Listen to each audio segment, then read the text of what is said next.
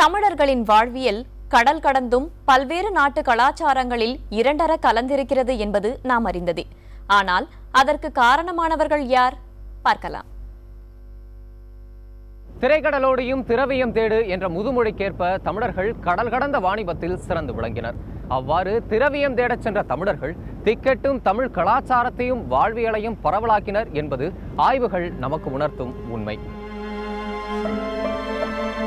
தமிழ் மன்னர்களின் படையெடுப்புகள் காரணமாகவே தமிழர்களின் கலாச்சார பரவல் நிகழ்ந்தது என்று கூறப்படுவது உண்டு. ஆனால் வணிகத் தொடர்புகள் மூலமாகவே அதிக அளவில் கலாச்சார பரவல் நிகழ்ந்தது என்று சமீபத்திய ஆய்வு முடிவு ஒன்று தெரிவிக்கிறது.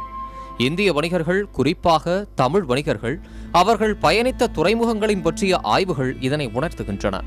தமிழ்நாட்டவர்களின் வணிக நோக்கத்தை அடிப்படையாக கொண்ட பயணங்கள் கிழக்காசிய நாடுகளில் நமது வாழ்வியல் பரவ காரணமாக அமைந்ததுடன் பல்வேறு நாடுகளுடனான தொடர்பையும் நமக்கு ஏற்படுத்தி கொடுத்தன என்று அந்த ஆய்வு கூறுகிறது.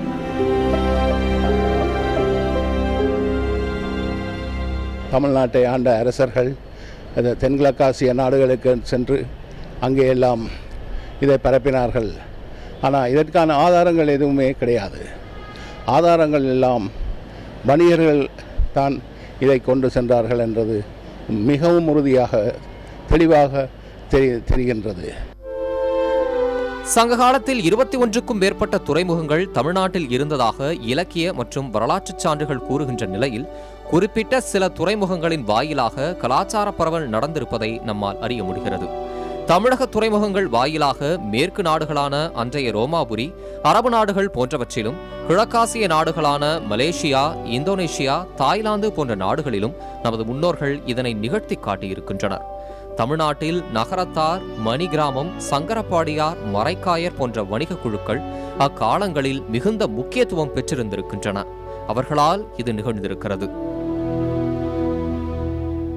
வணிகர்களான நகரத்தார்,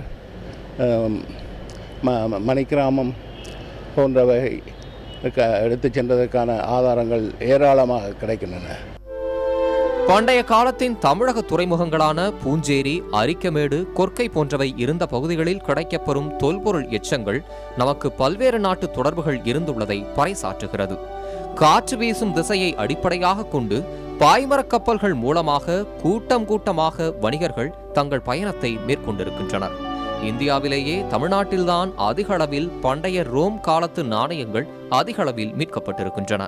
இது வணிக தொடர்புகளில் நாம் எந்த அளவிற்கு சிறந்து விளங்கினோம் என்பதை நமக்கு உணர்த்துகிறது. கல் தோன்றி மண் தோன்றா காலத்தே முன் தோன்றிய மூத்த குடியான தமிழ்குடியின் வாழ்வியல் கடல் கடந்து இன்றும் நிலைத்திருப்பதற்கு காரணம் மன்னர்கள் அல்ல, வணிகர்கள்தான் என்ற உண்மையை இதுபோன்ற ஆய்வுகள் நமக்கு உரத்துச் சொல்கின்றன. புதிய தலைமுறைக்காக ஒளிப்பதிவாளர் அஸ்வின் உதவியுடன் தம்பி தமிழரசன்.